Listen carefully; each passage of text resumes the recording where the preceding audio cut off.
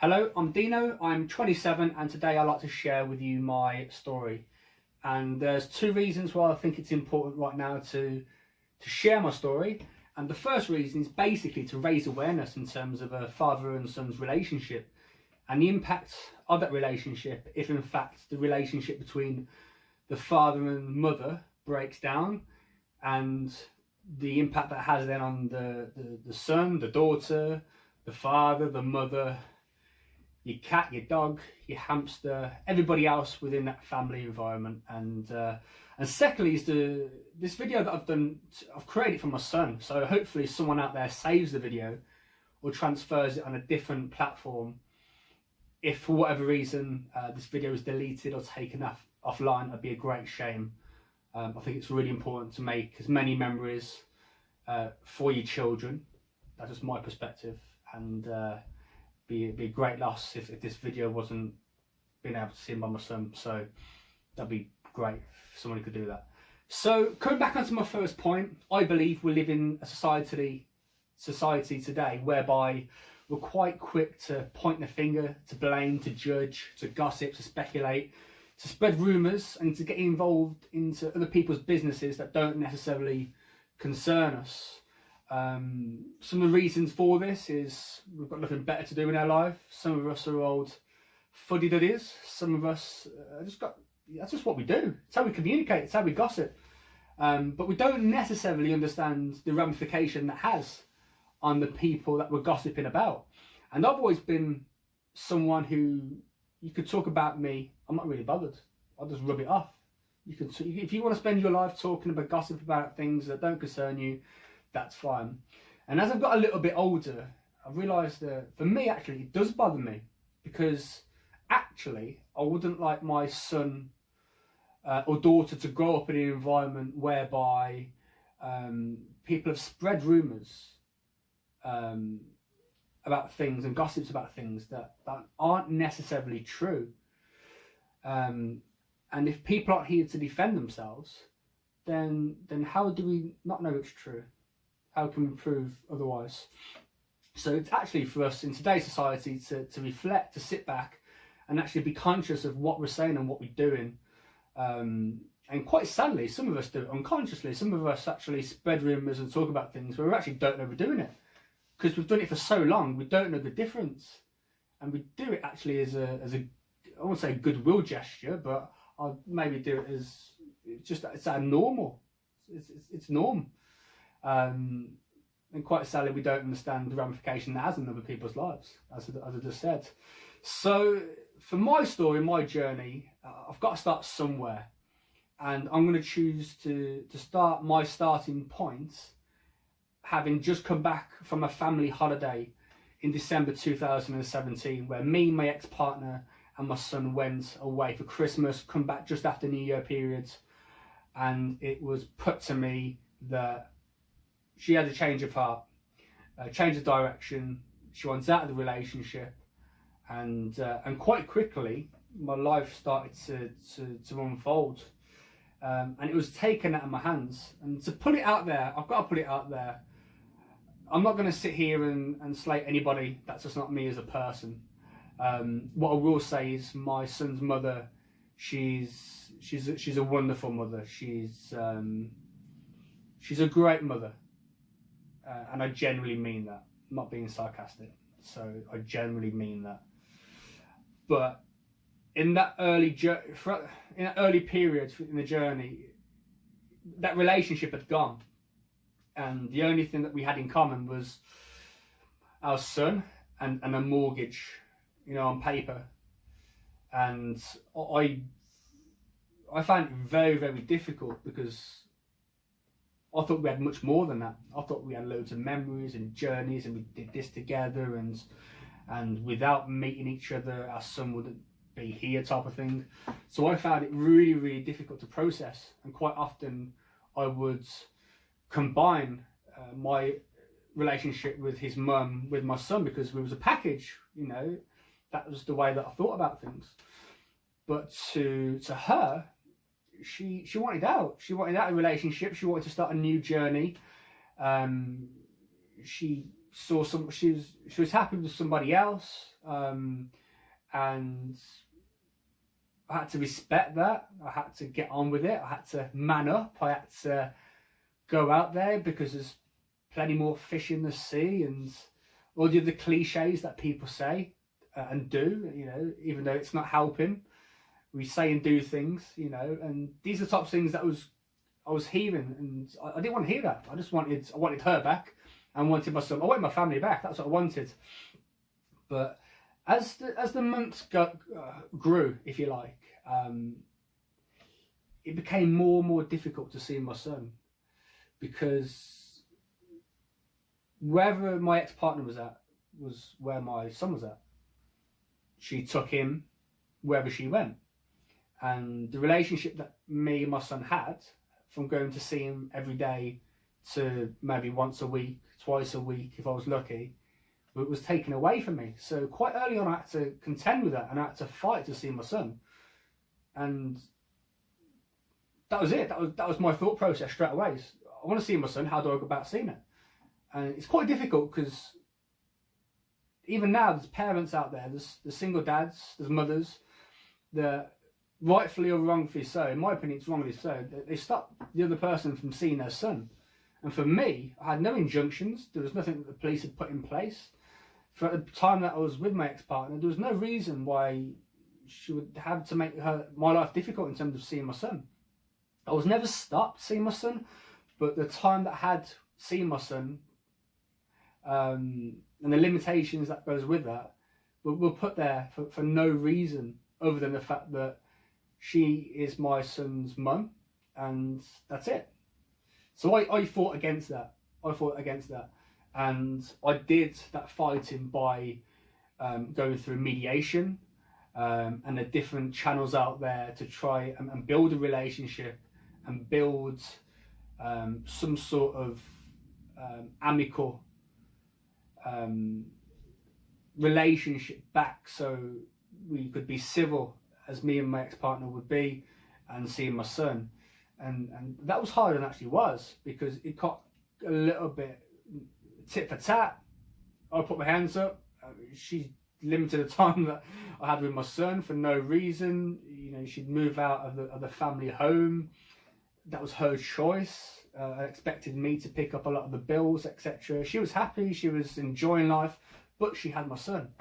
And I found that really, really hard. It was almost like, I'm in a better place now and you've got to get on with it. And just because someone else out there is happier, in a better place in mind, doesn't necessarily mean that the other person is happy. And they're expected like that just to get up and get on with it. I found that really, really difficult. So having gone to mediation and, you know, spent a lot of money, got into a lot of debt with solicitors in terms of having this two-way relationship on pieces of paper and documentation that got us nowhere, to be honest with you. For months, it was tit for tat. The months that followed our separation followed me having to fight to win, or to have access, of seeing my son. And it become a game of tit for tat. And all that happened over the next upcoming months was put a massive hole in my pocket, because I was having to see advice from solicitors, and for me one of the biggest things was having to go to mediation, and having spent a lot of years with my ex-partner, to then sit in a room on a sofa where there was no eye contact, there was no communication. For that to have happened, I just couldn't see what went wrong, what I did wrong, because I've always blamed myself since, and I still do. And over the upcoming months, I was able to see my son maybe once, twice if I was lucky during the week, and that was really, really hard, because the bond between me and my son has not only got stronger every day, but it's unbreakable. And I quickly learned that there was another guy within the relationship, and for me to not see my son as often as I was But for him to be in a relationship where he was seeing my son and my ex-partner, who I still loved at the time, and the truth wasn't as transparent as I originally thought, I still couldn't process that. And in fact, things got a little bit worse because I wasn't told the truth, and I had to do things that I wouldn't necessarily usually do in order to find the truth. And I'm glad I did it. I've not got any regrets, because having found out the truth, I'm in a better place. And I think me being in a better place has helped me process what had happened, what had gone on, and for me to get back on my feet in terms of moving forward with my life. And sometimes in life we make decisions and we expect other people to get on with those decisions. When we make choices, we expect other people just to get on with it. And these cliches that I'd heard at the time of just splitting up with my ex-partner was, man up, get on with it, you'll get over it, there's plenty more fish in the sea. All these things that people would say and do weren't helpful for me, because I in fact was still in love with my ex-partner. It wasn't my choice to come out of that relationship. I hadn't done anything that I thought impacted on the breakdown of relationship, but I was expected just to get on with it, which again was sad, because that's a society, that's how people deal with you know, some of the experiences within their own lives, but on other people. And what I did is I'd go around to family members, to her brothers, mum and dad's grandparents, and try to find answers where I went wrong. And they would categorically say to me, you know, Dino, we don't know what to say to you. We've got no issues. We're trying to find out what's going on, you know. But then, having received nothing, then I wanted joint access of my son, just to see him as much time as she could, because I felt it was unfair. I felt that for her to have access and to take him wherever she worked or was, and I couldn't have that opportunity, it was taken away from me. I felt that was really, really... So as I say, I had a few choices. I could either back off and not fight to see my son, to accept society, to accept the fact that my son's mother would have my son full time and there's little that I could do about it, or to fight against it. But the more I fight, the more that people associated in that little circle associated to my ex-partner would rebel against me and try to put barriers in place to stop me from seeing my son, and lie and manipulate everything that they knew about me, that they thought they knew, in order to work in their favour, as scaring tactics. So me being me, I put two fingers up to all of them and said, bring on the challenge. All I want to do is see my son. And quite quickly, I think the tables changed.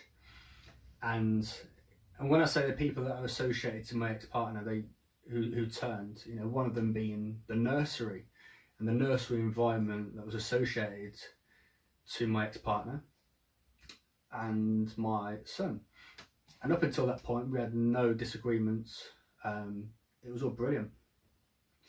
But having me wanting to seek legal advice in order to see my son on a 50-50 basis during the week, that's all I wanted. Now I know that we can't divide a week up into half as such, but I wanted more than 2 days a week to see my son. Now for some people, some dads out there or mothers out there, 2 days a week is acceptable. 2 days a month is acceptable. Even in some cases, 2 days a year is acceptable. To me, it wasn't acceptable, so I didn't think it was fair. And as a man of principle, and as a father who loves his son forever and a day, I just couldn't get my head around why she's got more access to my son than me. You know, I want to be there for him. So the nursery environment didn't make it easy for me. In fact, they put many barriers up just to prevent me from seeing my son. And there was one day especially where some of the members of staff in that nursery environment, they were very aggressive. They manipulated what I said. They said the tone of voice, etc., that I was using was very loud and aggressive, and they used these words to try to manipulate who I was and what I was saying. But I was very conscious of what I was saying. I was conscious of the fact that they had cameras. I even called the police to make sure that things were dealt with properly. And it goes to show what people would do for the people they associate themselves to. And for me personally, I will never forget their moments, because those are the people that in fact made my life difficult. As the months progressed, things got a little bit harder. I was running out of money. As I say, I was in debt in terms of seeing my son. Initially, I moved out of the house, and then she moved out of the house. I had to pick up the pieces. I had to pay the mortgage. I had to make sure there was food on the table. We look at the government strategies out there to ensure that single parents get money. I'm not a primary carer. I'm not allowed to be a primary carer. I fought my rights, and even in a nursery environment, it's not up to me, which is I find absolutely baffling. All I want to do is love my son and spend as much time with him as possible. And as the months got on, I got really, really sick. And I spent a lot of time continuing to fight my son whilst being sick. And I don't mean having a cold or having a bit of the flu, even though that's quite bad. I would persist to carry on working 2-3 times a day, different jobs, to continue education, and to go and see my son, and to bring him home, to bath him, to feed him, as other parents would do on a regular basis. And as the months got on, I got more and more sick. And October, November time, I was really poorly. And it was a time where my ex-partner would come into the place, and I'd have to send her a message because I was so ill, I wasn't able to look after myself, let alone my son. So I would message her, I'd say, you're gonna have to come back, you're gonna have to pick him up, I can't look after him. And as selfish that may seem, it was the most unselfish thing that I did, because I love my son to pieces. I want to make sure he's okay. And if I can't look after myself, I can't look after him. And you're probably thinking, why can't you look after yourself? You know, what are you drinking? Are you smoking? Are you doing it? I didn't know what was wrong with me. Really didn't know what was wrong with me. I thought I'd just been run down. Maybe I'm not eating properly. Every time I ate, I was being sick. I was trying to get the right balance. So I took myself into hospital because the doctors who I'd rang were 2-week waiting queues. And initially I was diagnosed with acid reflux. So whatever I ate or drank in terms of the acid within the food, I'd be sick. And I remember my ex-partner coming in, seeing me on the floor with my phone and just shaking her head and just making, you're a waste of time. Just something really, so I'd, she would take my son, go and I'd crawl up the stairs, if not sit on the sofa. This happened loads of times over a short period of time. And it got to December, at that moment in my life, I was struggling. I really was. I'm not one to moan, or I'm one to get on with things and crack on and whatnot. And I couldn't. My body was shutting down. Everything that I ate or drank would come back up, and I was really run down. So I took myself back into the hospital for the 3rd time, going, doctors too busy, waiting lists. And they tried to dismiss. They did tests and they tried to dismiss me. Kept on bringing up the fact that I've lost weight and been sick because of X, Y, Z, with the breakdown of relationship and whatnot, and you're living in an unhealthy lifestyle. I said, no. I said, look, I'm not drinking, I'm not smoking, I'm not doing that. I'm just really unwell. So I fought to have more tests. And there's nothing worse as a parent, especially as a single parent, to not have your children when you're meant to have them, it's guilt. But at the same time, you've got to do the best for your family, do your best for your children. And if you are too unwell to have your children, then you've just got to be honest and say, look, I can't look after myself, I'm unwell, I want the best for my children. It's not right to have them here right now. And that was quite a regular thing for me. So from an outsider's point of view, that's me being a bad dad. You know, oh, he's not seeing his son, he's not making any effort, I was unwell, believe me. So December come, and having took myself in for the third time, I was given more tests, and I was told that having more tests done, I've got cancer. And when I heard the news that I had, or the information that I was told, that I was stunned, and I didn't know what to do. I really didn't. And the time that I spent with my son, I knew was limited, even more so than what it was, through no actions of my own. And even that's even more harder to comprehend. Having fought as long as I did to see my son, and then to have news to say that you've got bowel cancer and it's spread. My life was going down. People were kicking me when I was down. They was kicking me, believe me. And it was hard. It was hard. But I never give up. I never give up. And I never will give up. So from December, I spent Christmas Day seeing my son. I had half a day Christmas Day, which is good. I spent half a day with my son Christmas Day. And for anyone that is ill, who's had cancer, or has got cancer, or knows someone that's got cancer, Christmas Day can be a beautiful day, it really can.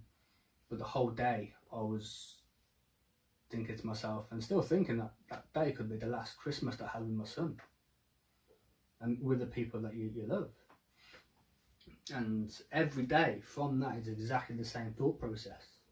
So your attitude and perspective on life just changes. Ultimately, just completely changes. And if it doesn't change you, then there's nothing wrong with that. But I'd be really interested to hear why it doesn't change you, because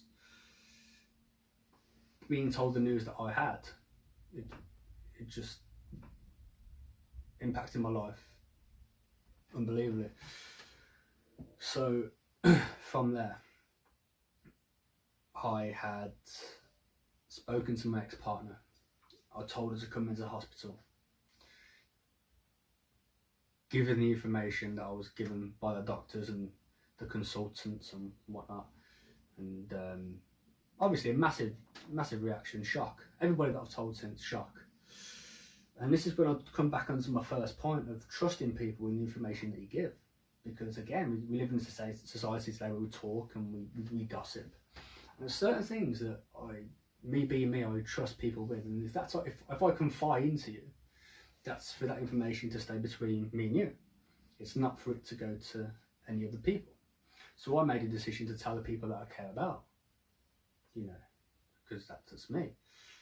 And within a short period of time, having then started chemotherapy, having stopped working, having continued to see my son on a regular basis, nothing changed. Other than how people would treat me, which I didn't like.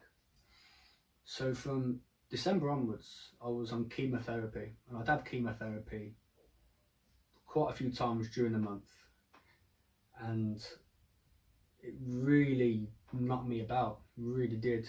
And I always put myself in a position whereby there's someone in life always going through something worse than you actually are, and I still believe that now.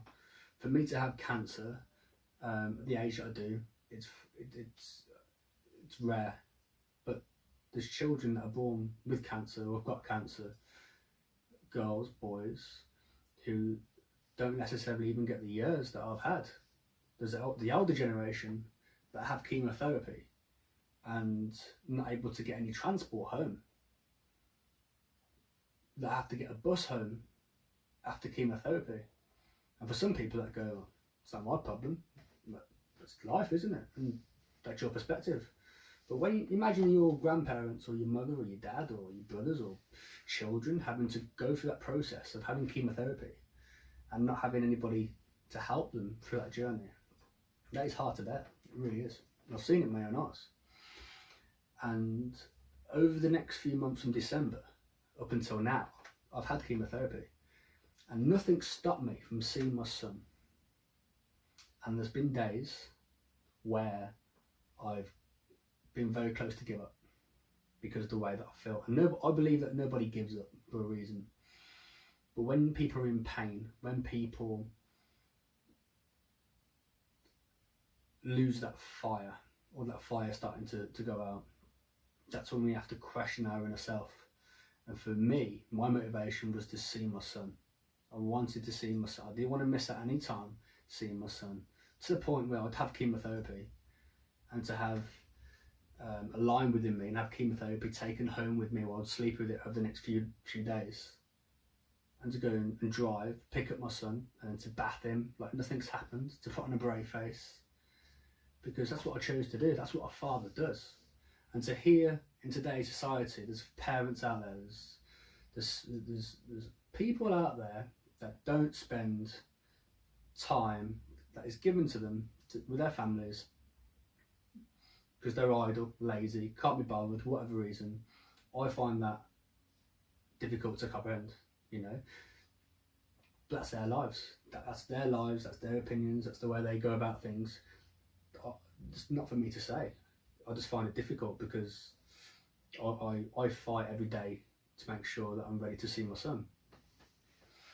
And for me, trust is a big thing. I trusted people, certain people within my family, some friends, with the information that I give. And quite quickly, the information that I gave, some of them took a blatant disregard and would go and share the information out. And I remember going for a coffee one day with my sister, and some person come up to me and says, I can't believe you're here. And I said, what do you mean? I said, I thought you were dead. And that may be quite funny for some people, you know, but my point is, with Chinese whispers, with the gossip, things got completely misconstrued, you know. And people would say, even now, like, at least your son's only young, he doesn't have to remember you going through this. And people would have said that to me, and they don't know what they're saying. You know, how evil is that to say to a person? And one of the things that interests me is all the people that had their own opinion and made my life difficult up until being diagnosed. Their attitudes and behaviours have changed since knowing what I've been diagnosed with. And I can't forgive what they did. I want to, but I can't forgive how I was treated and how I was made to feel, and all the lies and how people manipulate things to their advantage to make themselves look better. But now that I've got cancer, it's almost it's a sympathy. It's a sympathy, very empathetic, and people change for no other reason. Even my ex-partner giving me lots of opportunity to see my son more often than ever. But what's changed? What's changed? Other than my life being reduced, does that make me a better person? You be the judge. Could it have been done earlier? Absolutely. Who knows? So that's where we are. And for me, I've always been someone that depends on myself and doesn't ask anyone for help or advice. And that's not me being better than anybody else or having an ego or whatnot. It's just how I am. And even though that I was diagnosed, there's still people out there that take it upon themselves to make my life difficult. And the last few months, whilst being on chemotherapy and fighting to see my son and struggling financially and not being able to work and do the job that I love, etc., people would use what I would say to them to their advantage, and offer to do things for me, and I would take their hand and say thank you, and then throw it back in your face when things don't go right for them. So, for example, for me to keep everybody up to date, and anybody that has an illness, regardless of what the illness is, to repeat yourself on a day-to-day basis is very, very tiring.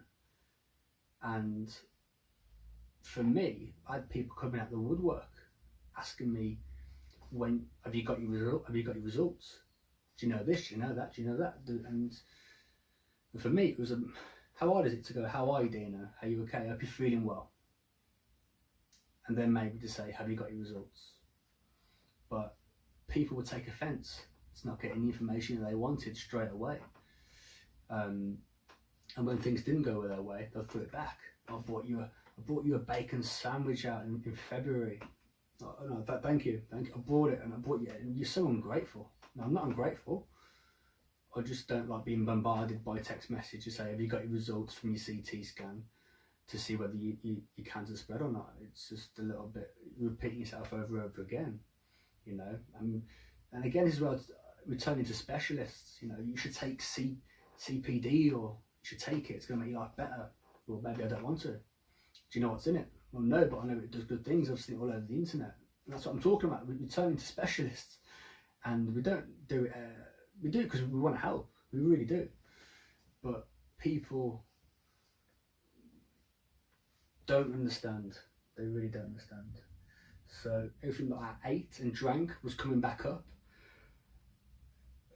I lost so much weight in a short period of time, and the doctors had a backlog of people, so there'd been weeks upon end before I saw a doctor. And the third time I took myself into the hospital, they tried to dismiss me straight away. "Oh, it's because of your relationship," and all the side effects that were associated with the relationship breakdown and whatnot were consistent with that. And I knew my own body. I knew that I was unwell and something wasn't going quite well. And I fought to get the answers that were just. So having administrated myself into hospital and find out investigations, more investigations were carried out, and I was told quite shortly after a few of the tests that were done that I have cancer. And yeah, that's where my life continued to spiral very, very quickly.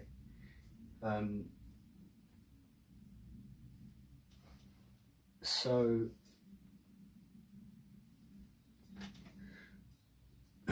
from there on, I just wanted as much time with my son as possible. I had a whole year fighting to see my son, and in the December period, I was told that my life was limited even more. So that time with my son was limited as well. And I'd be lying to say that it didn't break me, because it did. It did break me. And the tests that followed that, and the information that followed that was given to me, and I had to, my Christmas day, I had my son for half the day, Christmas day, and the whole day I just put on a brave face for him, and it was really hard. You know, you just inside just melting down, thinking this could be your last Christmas with your son. And you try to maximise the time and do everything even more than what you would usually do. That's what I did anyway. And maximise the quality of time with them. And as the days go on, you want them back. you want them days back. You do. So before I knew it, it was January, and I started chemotherapy in January. And having a consultant meeting in January, it was told to me that I had bowel cancer, but the cancer had spread, having done more tests, in a number of places, and it was advanced, and things weren't looking very good for me at all. But I didn't give up. I would continue to have chemotherapy and see my son. That's what I did. So I would spend days upon end having chemotherapy, and whilst having chemotherapy attached to me, while I would sleep and carry on with my life, I would drive. I would go and pick my son up, and I would take him back. I would bath him, because that's what a father does. A father loves his children. It's a matter of principle in me. And don't get me wrong, it was bloody hard. It still is hard. It really is. My son's potty training at the moment, and for me, I don't really care, because he's my son and he's potty training, and for me, I have difficulties in going to the toilet, and it's very, very painful. Very, very painful. And I can't help but smile when I see the relief on his face in terms of going to the toilet. But then think about how much pain when I go to the toilet. That's what cancer can do. Destroys lives. But I do believe you've got a big believer of seeing the positives in things, and you're so proud of when he goes to the toilet. So proud, and he's doing really well. So that's where we are. So from January onwards, the relationships of people that I had prior to January had changed, because I had entrusted them with the information I presented them with in terms of here's what the doctors have said, and people were in shock, disbelief, no, you're too young, and this sort of stuff. And I'm a big believer of there's always someone else worse off than you are in life, and I stand by that, straightforward. Even with me being so young, being diagnosed at the age of 26, there's still young children out there that have been born with X, Y, Z, with illnesses. There's still old people that don't have any transport home after having chemotherapy, that have got no one to go home to. For young children, for young girls to have their hair cut off and lose their hair. If someone turned around to me at the start of chemotherapy and said, look, do you know you're going to lose your hair, that's about it, everything else will be fine in terms of side effects. And although I'm receding, I'd probably every other side effect going apart from losing the remaining bit of my hair. But you've got to move forward. We've got to move forward. So we did, and I'd continue to go and pick my son up and spend time with him. But the people that had their opinion on me before that had changed. And the nursery environment that my son was at, still is, they would be, for no reason other than finding out that I've been diagnosed with this. How are you? Are you okay? So they would try, but for me, they had no reason not to be like normal before that anyway. No reason, no court injunctions. I'd not done anything bad or negative towards them. I've not gone out of my way to make their lives difficult. But they all of a sudden want to be nice to me because of something that they've heard, because we gossip. Same as my partner. It's only other days. So everything, even now, it's baffling. But people do it as a goodwill gesture. People come out of the woodwork and want to help. But for me, being the way that I am, I struggle to ask for help, even though that I probably need it. The people that need help in life often don't ask for it. That's just the way they are. Not because they're stubborn, not because it's just the way they are. They're just good-hearted people. They really are. But one of the things that I found difficult to process as well is those people, when you do let your guard down and you give them and you trust them with information, the information that you trust in with them, some people throw it back in your face. Like me, the last 5 months I've been sofa bound. That is the reality. Chemotherapy absolutely destroys. It's a controlled poison that comes into your body. It tries to kill everything. Well, it tries to get rid of the rubbish. And so a lot of the days I'm zombified. I really am. But I find it somewhere within myself to get up and to see my son, put things in place. So my son, when I've got time with him, that we can do fun things together, like paint and like we make food and we go into the garden and we just have the best relationship as possible, unbreakable bonds. But there's certain people out there that when you trust them with information, they throw it back in your face. Well, I bought you a bacon sandwich and a coffee round in February, you're ungrateful. No, I'm not ungrateful, I just don't like repeating myself over and over again, because that's what some people want. People want the gossip. People want a message to tell them when results are, how x-rays, how certain tests have gone, without actually asking the person or me, how are you? How's your day been? How you feeling? Do you need anything? You know, so when they don't get that information back to them, it's almost thrown back in your face. And I find that really difficult to digest. I really do, because if I were to go out and help somebody, I wouldn't expect anything back. So I always think it's really good to end things on a high, end things on a positive note. And so recently, I've just had a consultation meeting, and within that consultation, I've been told that the chemotherapy that I've had from the last 5 months is in fact working. It has shrunk significantly a lot of the cancer, and as a result, they're willing to operate. They're willing to give me another opportunity. They're willing to go back on what they said months ago in terms of not operating because of how advanced things were, and that's where we are now. Giving me an opportunity to spend another day with my son, more time with my son. So it just goes to show that even in life, and I generally mean this, if in life nothing's impossible. I've had doctors, specialists in their own field tell me that my life has been limited. We'll give you a bit of chemotherapy and see how you get on. And it works unbelievably well. Unbelievably well. And I'm thankful, I'm so thankful for the opportunity that has been given to me to continue to see my son, to spend another day with my son, to get better, and to have an operation which hopefully will help me move forward. And I am so thankful for that. So if you are ever in a scenario where you've been told information that you don't want to hear, that you've got an illness and the odds are stacked up against you, never say never. Nothing's impossible, and I generally mean that. I'm not a motivational speaker. I'm not someone who tries to claim that I'm someone I'm not. But what I am saying is, look, in the dark times, you have dark times in your life, you know, so I hope if you are listening to this, you know, listen carefully.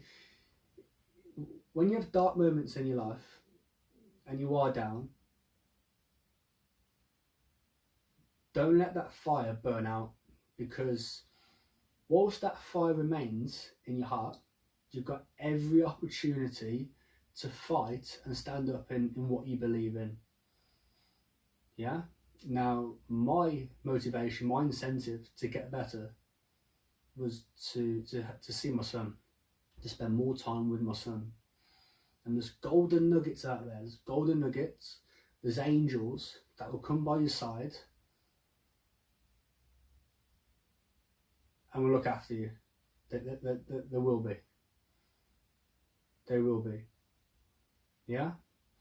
And for the people that want to continue to make your life difficult, that want to throw back in your face, you know, things that you've told them and manipulate what you've told them, or get upset because you've not told them about certain scans or results that you've had, and you're fed up of repeating yourself over and over again, instead of reacting to them people, just kill him with kindness. Just say thank you for your time. I appreciate it. Thank you for the bacon sandwich that you delivered in February, and the cold cup of tea. I genuinely appreciate that. But please don't throw it back in my face. Yeah? Because life's too short to be worrying about little things like that. Life can be cruel, it can be dark, but at the same time it can be absolutely beautiful. And every moment that I have with my son, I cherish, and it is beautiful. And my story continues to go forward. It continues to evolve. I'm not angry. I'm not bitter. I'm not sad. I'm only happy. And I love my life right now because it's more opportunity to see my son. And that's what makes me happy.